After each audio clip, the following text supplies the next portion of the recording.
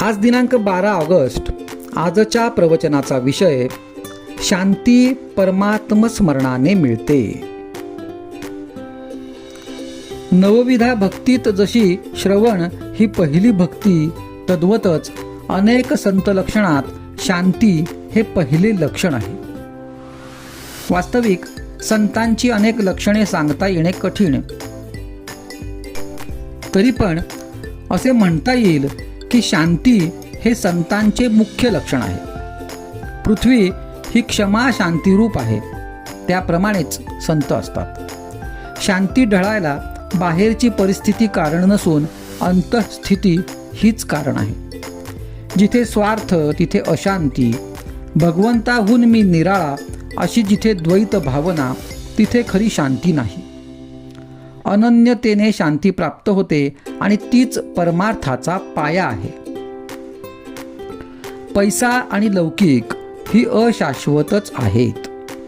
त्यांच्यात चित्त ठेवल्याने अशांतीच येणार. शांती बिघडायला दोन कारणे आहेत.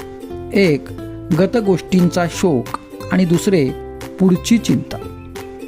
आपल्या बाबतीत घडणारे मागले आणि पुढले हे दोन्ही ईश्वराधीन आहेत अशी दृढ समजूत झाली तर शांती बिघडणार नाही. आणखी महत्त्वाची गोष्ट म्हणजे सदाचरण. सदाचरण नसेल तर शांती कधीही येणार नाही. पश्चात्ताप करण्याची पाळी येईल. म्हणून प्रत्येक कर्म भगवंताच्या साक्षीने करावे. भगवंताला साक्षी ठेवून कर्म केले तर हातून दुष्कर्म होणार नाही. सदाचरण हा परमार्थाचा पाया आहे. आपली शांती परिस्थितीवर अवलंबून नसावी. एका साधूला कुणीतरी शेतात झाडाखाली आणून ठेवले. तो तिथे स्वस्थ बसून नामस्मरण करीत असे. तिथे लोक त्याच्या दर्शनाला येऊ लागले. लोकांची ये जा वाढल्यामुळे त्या शेताच्या मालकाला त्रास वाटू लागला. म्हणून त्याने त्या साधूला उचलून दुसरीकडे ठेवले. साधूची शांती पूर्वीच्या स्थळी होती तशीच दुसऱ्या ठिकाणीही कायम होती. शेतमालकाला आश्चर्य वाटले. ज्याचे मन शांत आणि चिंतारहित असते त्याला कुठेही ठेवा तो शांतच राहणार. म्हणून भगवंतावर विश्वास ठेवून स्वस्थ बसावे. त्याच्यावर भार घालून प्रपंच करावा. कर्ते पण आपल्याकडे घेऊ नये. अकर्तृत्व भाव ठेवावा. अशाने शांती येईल. जगतचालक राम आहे ही भावना दृढ झाली तर शांती येईल.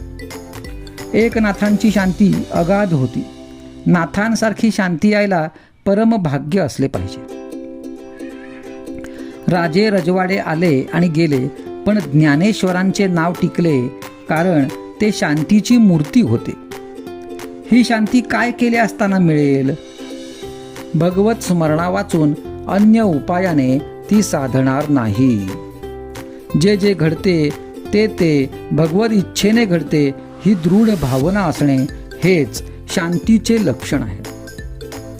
कर्तृत्वाभिमान शांतीच्या आड येतो. विद्या, वैभव, कला, संपत्ती, संतती याने शांती येतेच असे नाही. निरपेक्षता हे शांतीचे मूळ आहे. मनाविरुद्ध गोष्ट घडल्यानंतर लगेच भगवंताची आठवण करावी म्हणजे आपोआप शांती येईल. मनातली शांती कायम ठेवून रागावता येते. तसे केल्यास हातून प्रमाद घडत नाही. आजचा सुविचार. शांती परमात्मस्मरणाने मिळते. ते स्मरण अखंड ठेवावे आणि खुशाल प्रपंच करावा.